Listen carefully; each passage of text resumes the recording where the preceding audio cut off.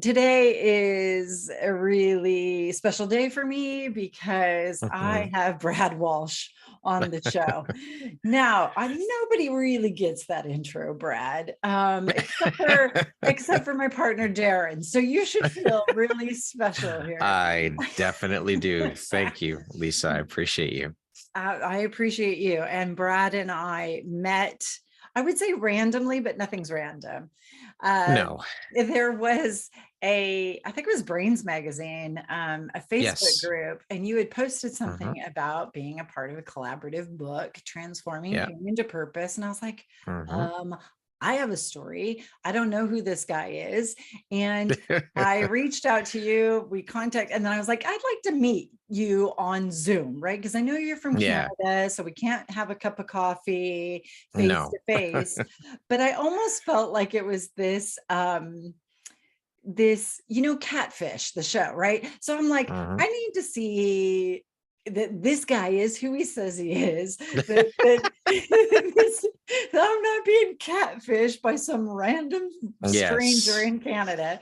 And as soon Yeah. as we met, and as soon as we talked, and as soon as you shared part of your story and your reason why you're a part of, this book and your work in with women and empowering women, I was like, oh my God, this is it, I'm connected, we're connected. Yeah. There And was an I instant connection. Definitely. totally, yes, and I thought, I know I was a part of your book and Hmm. on your podcast, but Yep. I know you have a story. And I was like, right, you have to be on my show. So, I am honored to be here with you, Lisa. And yeah, I mean, we hopped on the Zoom and we were on for a while. That we had a great conversation. It truly was an instant connection, and we became friends very quickly. And that's a testament as to who you are as a human being. Um, you're a beautiful soul, Lisa, and I feel very comfortable talking to you. And it was just instant connection. It was beautiful. yeah, thank you. Yeah, definitely, definitely. So I'm a huge fan. And I know that you have a story. You're really Mm. open in your Mhm. Facebook group and on social media, but I really don't know the full extent except for what you've written. So I thought this Mhm. conversation would be so important because I know that there are going to be listeners out there who are going to, one, relate and resonate with what you're Mhm. saying. So, can you just share a little bit about your story of loss? Yeah, yeah, absolutely. Well, I've lost in the last, well, within a year and a half period, I lost both my grandmother, who was like a second mother to me. She was everything to me. She's my heart. I can remember as a kid, my mom saying to me, and even as I got older, she repeated this, but she was saying that when we would go out, the three of us, my mom, my grandmother, and I, people would think my grandmother was my mother because of how close we are. I'm one of four grandchildren, and my grandmother, I was the firstborn. So my grandmother and I had an incredibly special bond, like no other. She's passed on, and she passed in 2020 of COVID. She was in an elderly facility. She had dementia. She lived with my mom and dad for a while. It was probably about a year and a half, I guess. And then it just got to be so much for my mom. She couldn't handle looking after her. And then my dad's health started to decline as well. So it was a lot on her. So reluctantly, my mom put her in a home. I mean, I knew that it was probably the best thing for her because I could see my mom was going to break because it's just so much on her. But back to my grandmother, that woman, uh, I don't know. The relationship I had with her was just incredible. Um, I was sick. I was very, very sick for the first 5 years of my life. I spent pretty much the first 5 years of my life in the hospital and nearly died a few times. And my grandmother and mother would switch off. They would be there every day with me.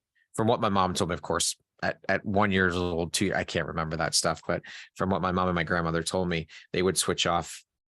One would come down, spend time with me, then my grandmother would come and relieve her, back and forth like that. So I think that was a huge part of why we had such a close bond, because we spent so much time together. But even as I got older, I would go and spend time with her and my grandfather. I would go visit them, and I would clean their house for them into my 30s and 40, into my 30s, because by the time late in my 30s is when my grandmother started to decline and my grandfather's health started to decline as well. But I would go and spend the time with them and look after them and do what I could to help them out. And then, like I said, when my grandfather passed, my grandmother ended up moving in with my mom. And but it was a very, very tough loss. My grandmother, that hit me really, really hard. It was very profound. Because like I said, that woman was like a second mother to me. So of course, grief is an everlasting process. I don't think you ever get over a loss like that. I think you just learn to cope with it. Yeah. And, they say the pain gets less. I've heard people say that as time goes on, the pain lessens. And I don't know if I agree with that. I think that we just learn how to cope a little bit better. I don't think the pain lessens, because I have a hole in my heart where she was, and that hole will never fill. So No, I don't know if I exactly. agree with that statement. Yeah, and I think we sometimes throw out these things, and everybody grieves differently. Everybody's Yeah. experience is differently. The relationships are different. So who says this? Is it one of those things that we just say? I mean, I try not to ever say that. But when Yeah. you experience such a deep loss and that hole Mhm. in your heart, it doesn't get filled with something else. That hole No. is always there. Like you said, you just Yeah. learn to cope with it. I always say you learn to create a life around the pain. Like you take it with you. It's not like you Yeah. leave it behind. And wow, No. what a testament to your grandmother as well as a human being, but Mhm. also just having such a great relationship with her that she's your second mom. Like everybody thought that Yeah. was your mom. She Yeah. must have looked Yeah. young Like, too. I mean, I was raised by her and my mom, basically. I mean, my dad, my biological father, he wasn't in the picture. When I turned 10, my mom left my biological father. And I mean, even during those first 10 years, he wasn't really there. He wasn't present. So I really only know my mom and my grandmother. And of course, my grandfather played a role too, absolutely. But the bond wasn't nearly as close with my grandfather as with my grandmother. And I always just remember the two of them being so present and raising me. So that was like a second mother to me. My grandmother was a second mother to me. And that loss was so massive in my life. And you think about, as you get older, you start to think about, okay, well, my grandparents are getting older, my parents are getting older. But for me, I never really thought of my life without her in it. Yeah. And that's a hard thing to wrap your head around. It's like, wow, one day they're not going to be here. And then it just happens. And it's like, holy shit. Like I was gutted. And like I said, a huge hole in my heart, because she held a very, very special place in my heart. So again, that hole can never be filled, no matter what. No. Yeah, exactly. And no, and it's such, you're right. It's like you can't envision, because you don't ever want to envision that they won't physically Mhm. be here. Like it's one Yeah. of those, when you have that kind of connection, it's like I'm not going there. Like we're not even Yeah. thinking about that. And I've had Yeah. people say, "Oh, I can't even imagine." And I'm like, "Well, you probably could imagine, but don't, Yeah. because the thing is, it's worse than what you think." Hmm. And why waste the precious time while they're here to be Yeah. worrying about something that hasn't happened yet, right? Yeah. Absolutely. So 100%. that It's, just, hits you. yeah, it does. It does. And of course, that it's going to happen. In your mind, of course, at some point it's going to happen, but you don't want to think about it. You don't want to imagine it. Like you said, don't imagine it. Just enjoy the time you have with them while they're here and look at it that way. Right. So, Yeah. um, yeah, it was an incredibly profound loss. So that was in she'd passed the day after Mother's Day, actually, in 2020. And so, of course, COVID was going on then. It had just started, really. And so the last time I saw her was in February, just before, it was the end of February, just before they shut everything down, which was, I think it was around March 17th here in Canada anyway. So I didn't get to see her from February onward. February was the last time I got to see her or spend time with her. And, to be honest, I didn't like going to the home because it was not a nice facility. It made me feel, I don't know, it's hard to explain. It was like, have you ever seen the movie One Flew Over the Cuckoo's Nest? Yes, I have. Yes. That's exactly what it felt like to me walking into that place. It was a nurse's station, and it was the area was circular, and I'd walk in there, and before I'd go down the hallway to her room, there'd be all these elderly people sitting around in wheelchairs, and they're like this, and they're drooling. It's just very, very sad. And I didn't like going there. So I didn't go there very much, which I don't want to say I regret it, because, you shouldn't have any regrets, but it was really tough. It was a really tough loss. Yeah. And it's And really traumatic, isn't it? Because you're going in yeah, there. It is trauma, because you're going into this environment that yeah, now sits within your mind, and you're remembering yeah. these things. And the thing is, with the loss during COVID, I've talked to my clients and other people who have lost loved ones because of either during the COVID lockdown and or because of COVID, which was the lockdown. There's a whole nother level of grief and pain and trauma that those of us who didn't lose somebody during that time endured. Absolutely. 100%. It was a very, very tough loss, not being able to say goodbye. And I don't know if that's a good thing or a bad thing, not being able to say goodbye. Sometimes I think it's a good thing. But there was also times, like I said, she had dementia. So I would walk into her room and she wouldn't remember who I was, which that I think tore my heart apart more than anything. I mean, there were times where she did remember who I was, but the time she didn't just ripped my heart out when I would walk in and she didn't know who I was. And that dementia, that slope started before she went into the home. So there were times when she was living at my mom's where I experienced it as well. And every time it just gutted me. Every time it happened, it was heartbreaking. And I know, of course, that not her fault. No. It's part of the disease, which is another horrible thing for people to have to endure. But I think it's harder for us on the other side of it to deal with, because they don't really know what's going on. And I mean, I guess in the early stages of it, it must be incredibly frustrating. I can't imagine what that would feel like, to have those moments where you're struggling to remember things. I honestly can't even imagine. But once you're into it, exactly. Then once you're into it, and then you don't know what you're missing, right? Yeah. But the interesting thing about Alzheimer's and dementia and that grief, that anticipatory grief, the ones that the loved ones who are on the other side of the table also have the anticipatory grief, the carers, the ones who are, but the person who has it is also grieving hundreds, if not thousands of little losses, not little and not insignificant, but these losses, incremental losses along the way. And it is a very cruel, cruel, cruel disease. Yeah, it is. It is for sure. But, I know because of my relationship with her that she's always here with me. I know that. I feel it. I know it. And she sends me signs all the time. Yeah. I get signs on a regular basis. What signs does she send you?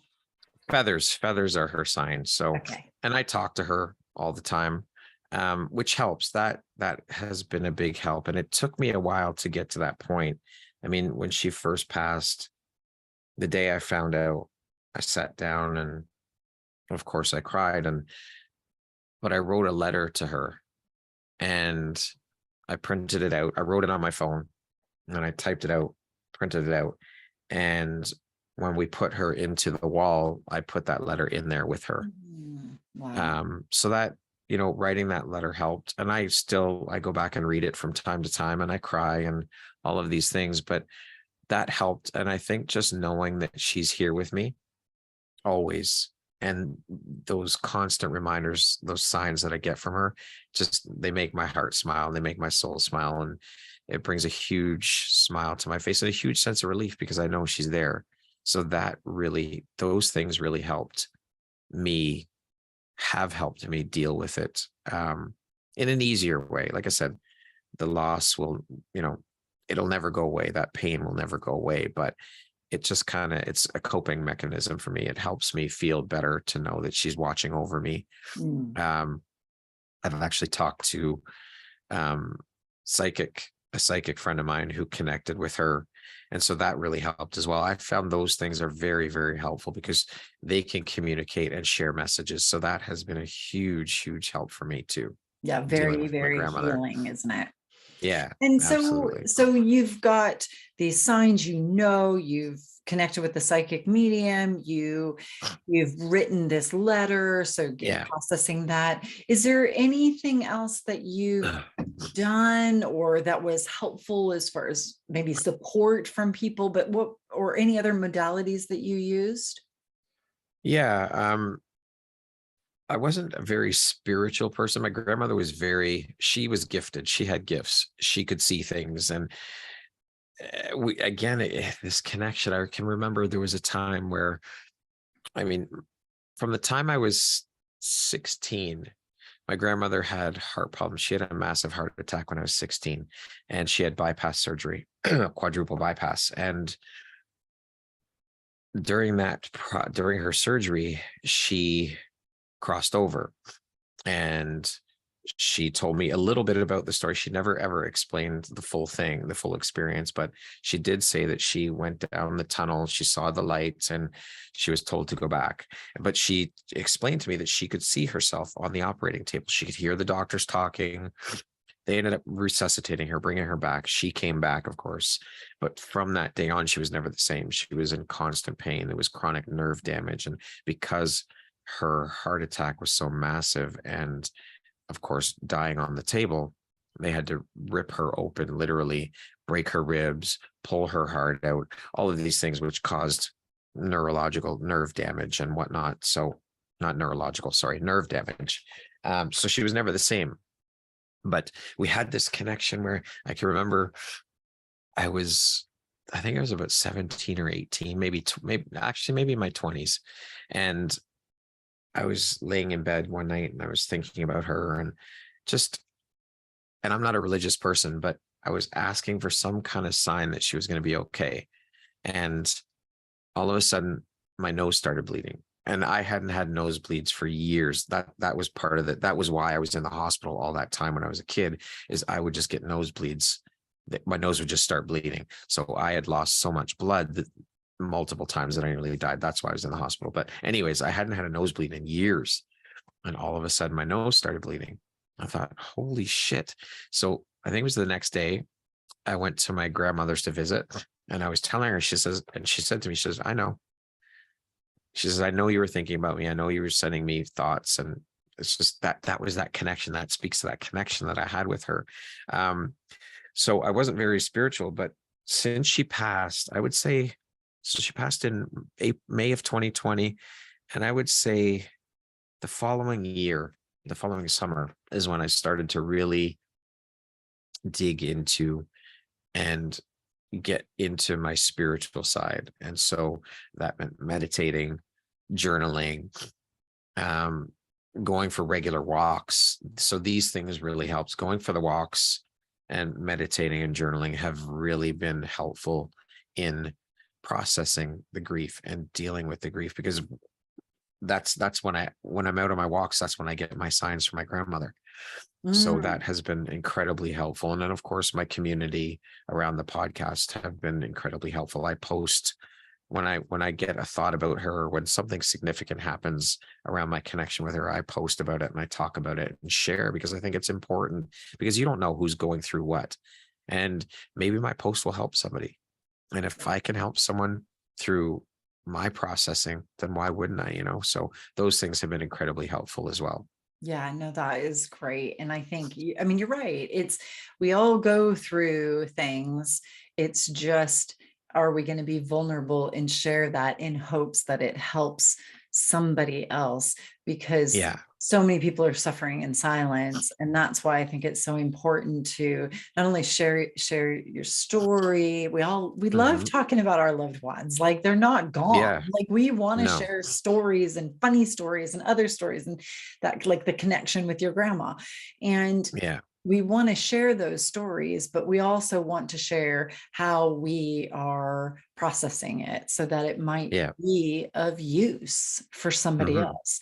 So, Yep. and what a gift to have a grandma. I mean, my brother and I mean, we joke about it, but it's not really funny, is that we kind of got screwed over when it comes to the grandparent side of things. My grandfather, so my dad's parents were never involved in Mhm. our life.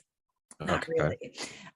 My mom's side of the family, my grandma died when I was 11. My grandfather died Mhm. before I was ever born. And apparently Mhm. he was an amazing human, which I would say that everybody says he was. So, and he Yeah. raised my mom. So, and my grandma died when I was 11. My brother and I, like, we got screwed out of grandparents. You know, they had grandparents day at school. We had to borrow some, you Yeah. know, like, can you be my grandparent for today? Now, we won the lottery on parents, but got Mhm. screwed out of the grandparents. So as you're talking about those, the impact, I think we don't think so much about, like, how impactful grandparents have and what a Yeah. role they play. And I know that the being raised by your grandma and your mother has given you, as we had talked previously about, Yeah. this just love of empowering women, Mhm. and your empathy and your understanding, and, like, your appreciation for the women that raised you. And I know you have two Mhm. daughters as well, and a wife. Yeah. And so I know that you also, you said in a close period of time, you lost your grandmother, but Mhm. then you lost your dad as well, right? Yeah. Yeah. Yeah. Yeah. So, his health had started to decline shortly after my grandmother came to live with my parents. I'm trying to remember what the the problem was.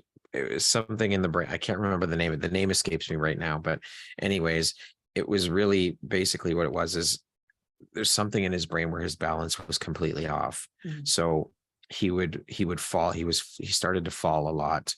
And thankfully, again, I just want to point out one other thing about my grandmother, and this applies to my father too, is that I think that if we have gratitude for, because my grandmother was almost, she was 91 when she passed, 90. So I think that another thing that helps, and at the time it's hard to wrap your head around it, but I think if we're grateful for the time that we had with them, I think that helps as well. Yes. Again, no matter how much time you have with a person, it's never enough. Honestly, it is never ever enough. And I've heard people say, if they could come back for if I could just have them back for an hour or for a day. And I think about that, it's like, sure, that would be great, but it would never be enough because you wouldn't want to let them go after having them for that hour or for that day. So I think that after you've got over the initial grieving process, I think being grateful for the time you had with them helps as well. Of 100%. course, depending upon the amount of time. I mean, if I was only 15 and my grandmother was 40, whatever it was, sure, it'd be a lot harder, I think. But having that more time with her, I'm grateful for that. That's part of how I grieved, and it helped the process for me, is being grateful for the amount of time I had with her. Yes. Um, but so anyways, back to my father, and it's the same thing with my dad. I have to be grateful for the time I had with him.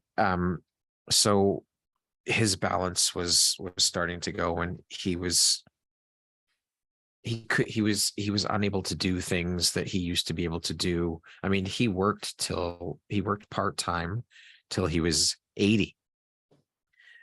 He retired at 65. He was a tool and die maker machinist at de Havilland Aircraft, and he worked there. Just that was his full-time job till he was 65, and then he worked part-time with my mom at the same grocery store.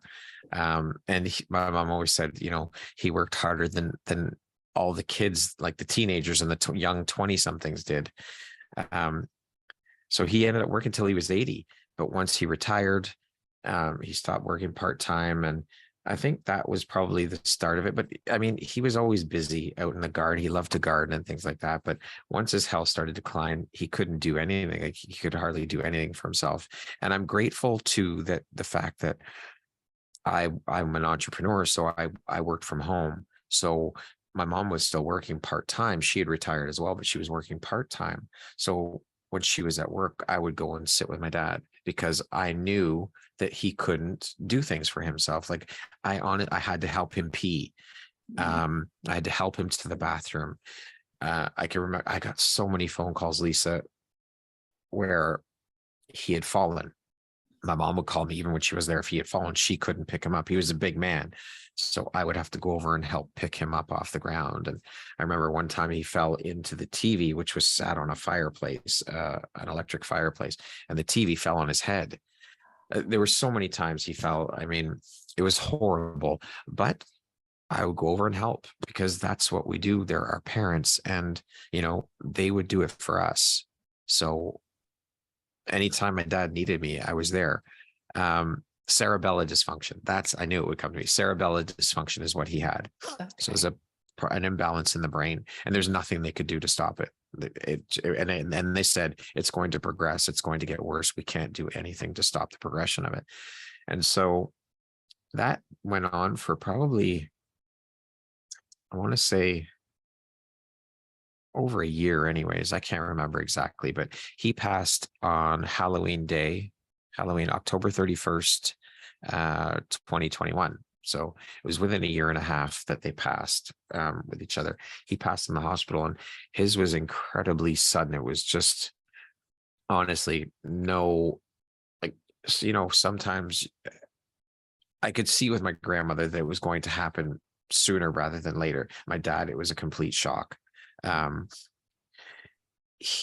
remember we were going to the mall. My mom, my wife, and my dad were going to the mall to get him some new eyeglasses. And I had to, of course, go over and help get him in the car. He was using a walker. And then we would wheel him around in a wheelchair because he couldn't walk anymore. So went over, got him in the car. This was on a Saturday morning, and put him in the car. I drove up to the mall. We were talking, conversation. And so we got him out of the car, got him into the mall. We went to the eyeglass place and dropped them off there. My mom and my dad dropped them at the eyeglass place. And my wife and I went and walked around the mall. We said, call us when you're ready. We'll come back and then we'll go home. We walked away. We were walking around the mall. 10 minutes later, we got a phone call. My mom said, oh, Dad wants my wife Mary, to come back and look at his glasses. He wanted her opinion. So we went back to the glass store, talked to him. She gave him her opinion and so forth, and said, okay, call us when you're ready. We'll come back. So we went and grabbed some food, grabbed food for them because we were going to go back to their house after and have some lunch. They called us and they said, okay, we're ready. So we were walking. I could see them in a distance, and my dad was in the wheelchair. My mom was bending down, talking to him. And I thought, that's kind of odd. Why is she bending over, talking to him? That doesn't make any sense. I got closer, got there to them, and my mom said, he can't talk. I'm like, what do you mean he can't talk? She said, he cannot put a sentence together. So I started talking to him. Sure enough, he could not formulate. It was garbled. It was garbly-gook. I could not understand a word he was saying. He couldn't put together a sentence. So I'm thinking, what the fuck is going on? So anyway, got him in the car. We left the mall, got him in the car, and I was driving back home, and I'm talking to him. Same thing. I could not understand anything he said. He couldn't string together two words. I thought, okay, well, maybe, I thought to myself, maybe he's just really, really tired. Maybe he's exerted himself too much. Let's get him home. We'll put him in his chair, and he can just get some sleep and get some rest, and maybe everything will be okay by the time he wakes up. So got him in the house, put him in his chair, let him go to sleep. I tried talking to him before, like once we got him in his chair, it was the same thing. So I thought, okay, well, let's eat. He can sleep, he can eat after. So we started eating, and he woke up and I started talking to him, and same thing. So I thought, okay, that's it. We've got to call the ambulance. So we called the ambulance. They came and got him and took him to the hospital. Of course, asking all the questions, what happened, all this and that and the other. And I said, well, we called you within half an hour. And they said, okay, well, that's good that you called within this. There's a certain time frame with brain injuries where you should call. So anyways, they took him to the hospital. My wife and I went back home, and we're at the house, and I would say not even 20 minutes, maybe half an hour at the most, I got a call from my mother, and she was just hysterical, screaming and crying. And I thought, okay, what the fuck is going on? Calm down. What's happening? Your father's got a massive brain bleed, and there's nothing they can do. And so my wife and I, because we live walking distance to the hospital, so we just walked down to the hospital, and he was in ICU. And my mom, hysterical. They had done a brain scan, sent it to Sunnybrook Hospital, which is a trauma hospital. And they looked at his scans and said, there's nothing they can do. He was completely out. He could not speak. He wasn't awake. And that was Saturday afternoon. And he passed Sunday night, Halloween night, at 11:49, 11:50, something like that. So it was back and forth to the hospital Saturday and Sunday. My daughters both lived out of town at the time. They both came home because that was their grandfather. And so they got to spend time with him. My brother came with his wife and my niece. And so we just spent as much time as we could. And of course, COVID was going on, so only a certain amount of people could be in the room and all of these things. And it was a really difficult time. But I had some time alone with him in the room. My brother and I were in there with him, and I asked my brother if I could have some time alone with him. And so I just talked to him, and it was tough. It was a really, really tough. He was my hero. And I wasn't there when he passed. I was at my mom's house. My youngest daughter, actually, and my mom were in the room when he passed. And so as soon as they called, we went down to the hospital and said our final goodbyes. And that was it. But it happened so quick. And, part of me is grateful that it didn't drag on.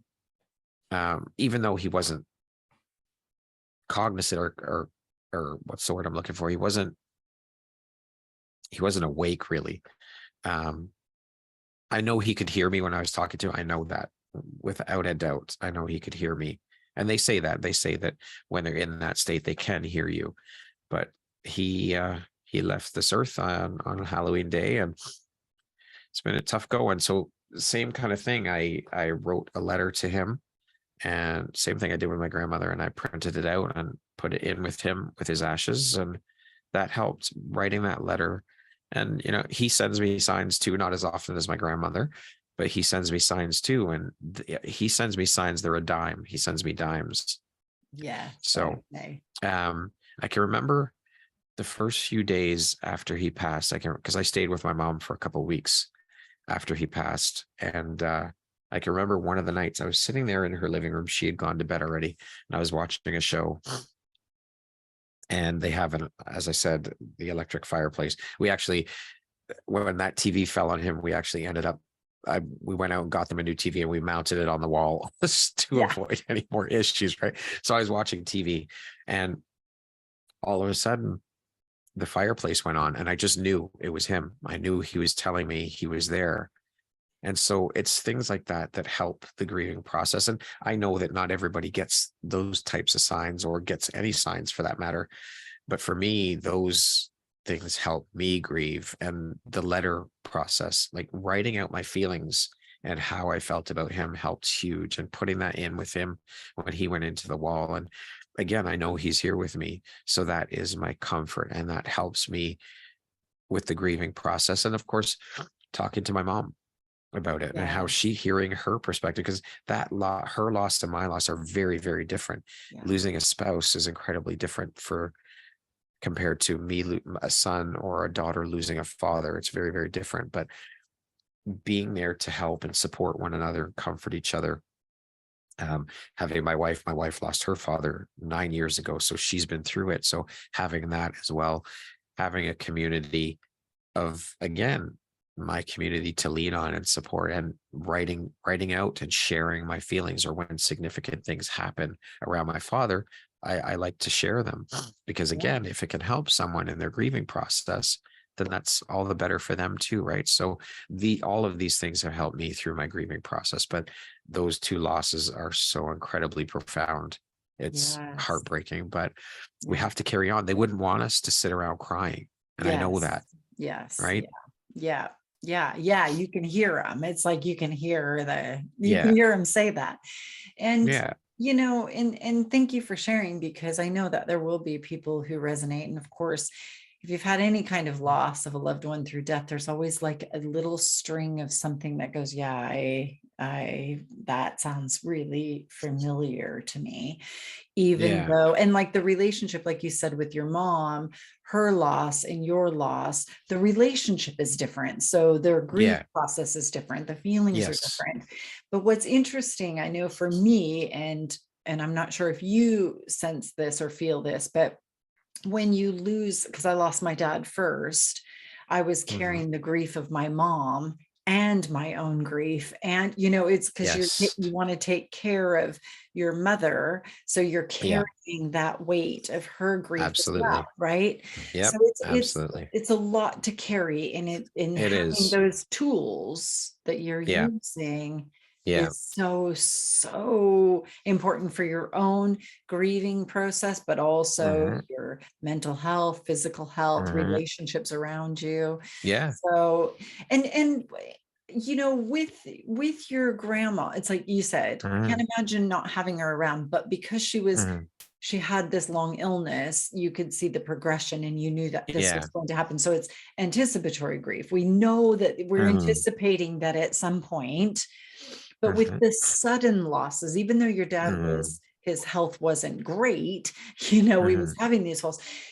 It was a sudden loss, and sudden yeah, loss carries a different weight as absolutely, well, doesn't it? absolutely, yeah. And I mean, with my mom on both counts, because she lost her mother and her husband within a year and a half. So that is just a whole other level of grief, right? So she still hadn't even gotten over the loss of her mother, and then she loses her husband. So I had to take care of my wife and I, sorry, I shouldn't say just me. My wife and I had to take care of all of the things, because there's so much shit that goes along with loss that you have to deal with, and take care of paperwork and all of these things. So we had to deal with my grandmother's, because my mom couldn't do it.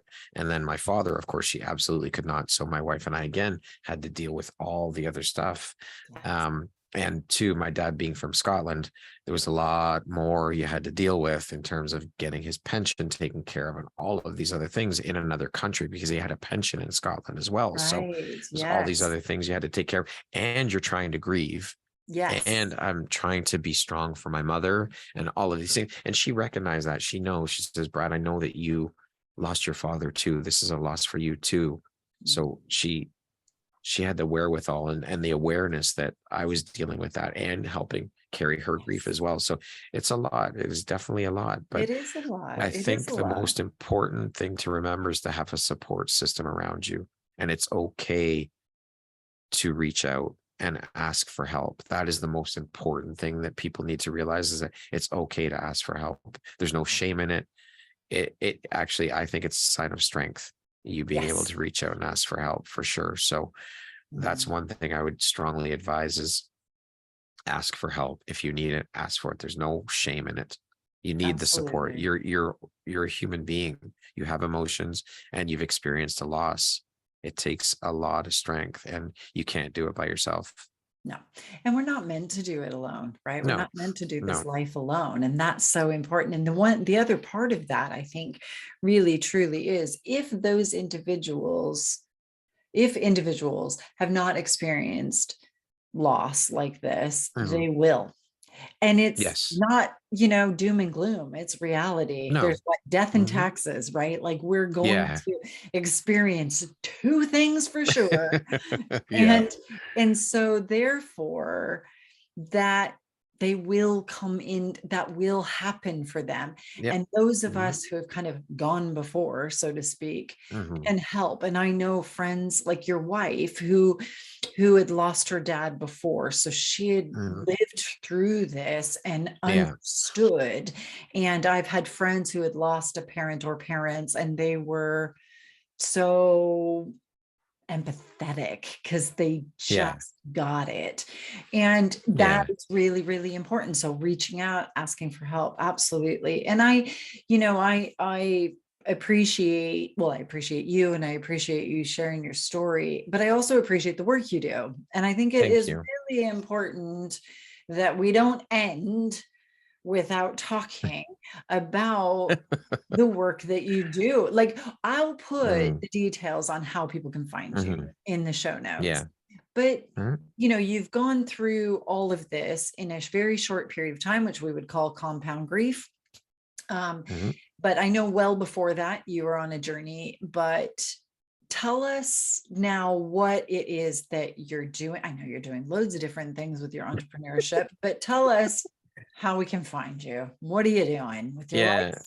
Uh, the podcast is my focus now, my love, my passion. It's why I'm here on this planet. And I know, again, going back to my grandmother, she's part of the inspiration behind it. I know that she's watching over me and guiding me through. And I've been told she's shown me signs, and my psychic medium friend has told me that she is so proud of me and that I am on the right path and to keep doing the work I'm doing. So she is guiding me divinely, and that's what helps keep me going. And that's what helps me with the grief, helps me deal with it, because I know I'm doing this work and she is watching over me and guiding me and proud of me. So the podcast is called Empowerography, and it's all focused on women's empowerment, helping to elevate women and amplify their voices through sharing their stories. Lisa, you've been a guest on the show, and so it's focused on highlighting women and sharing their stories, because I think that as a man, I think I offer a unique perspective as the host of a podcast that focuses on and highlights and shines a light on women and their stories. And I think it's necessary in today's day and age. Women have had to deal with so much shit. I mean, what my grandmother had to deal with, what my mom had to deal with, and all of the women that I've spoken to that have been guests on the podcast, all of their stories, what they've had to deal with because of the patriarchy, because of men, the trials and tribulations they've gone through. So I feel that this is my duty, my responsibility as a man, because for me, the five women in my life, my mom and my grandmother, of course, who it started with, they are the foundation for all of it, because I wouldn't be the man I am today without those two women.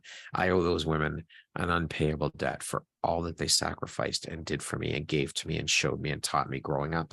They raised me to be who I am today, the values they instilled in me. And then, of course, my wife and my daughters. I mean, these five women, they are why I do this work. It's my way of saying thank you to women and giving back to women for what these five women have done for me and brought to my life. And so that's why I do this work. And I know it's why I was put here on this planet. It took me a while to get here, to get to this realization, but I know that I finally found my purpose on this planet, and it feels incredible when you find your purpose. I mean, that in itself is incredible, because not everybody does find their purpose, and I think that's so sad and heartbreaking. But when you do find your purpose, and on top of that, your purpose in life gives back to people and impacts people, there is no better feeling in the world. And so again, I have to say, knowing that my grandmother's here and that she's proud of me and supporting me, that helps massively dealing with her loss and the grief. So that's why I do this work, is because of these five women in my life. And like I said, my grandmother and my mother are the foundation for all of it. So Yeah. I love And it. the work that, and it's amazing because you take, let's say the ordinary woman, the woman who's not like, on stage, there's just so many who Yeah. have stories to share, and you provide a Yes. platform by which we can do that. And so I know all of us are extremely grateful to you for Thank giving you. us that safe space, that empathy, and being the voice uh, of a man, empowering women is really, really powerful. So Mm, and that is your kind of your main focus, is teaching people how mhm. to create podcasts for Yes. themselves as well. Yeah. Yeah. And to be guests on podcasts, because I think it's important as entrepreneurs, and no matter what business you're in, I think that podcasts are an incredibly powerful platform to share your message. And I think that entrepreneurs all need to get on board and get themselves out there and put themselves out there on podcasts. So I'm also focusing on helping women become better guests on podcasts and how to get on podcasts and all of the things that go along with that, because I think it's incredibly important to get your message out there and share about the work you're doing. And the world needs your message. The world needs your story. And I want to be the person to help you do that. So podcast guesting and starting your own podcast is the way, in my opinion, is the way to do it. The platform of podcasting is so incredibly powerful. So Yeah, if I can help you, I'm more than yeah. happy.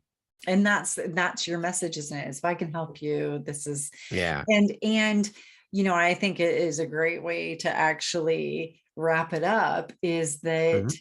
you're saying the world needs you. You have a story, Yes. and the world needs you. And I'm grateful that you have come on to share your story of not just loss, but of just love and grief and loss and healing and hope, and that you're offering to everyone, and especially to Mhm. us women, especially to us women. So I'm very Yes. grateful for you. Thank you, Lisa. This has been an incredible conversation. And thank you for bringing me on and to share my travels through grief, my road of grief. As you said at the beginning, it's different for everybody. Everybody struggles in their own way. All I can say is, again, just surround yourself with a strong support system, and don't be afraid to ask for help. 100%. I totally agree. Thanks so much for being on the show.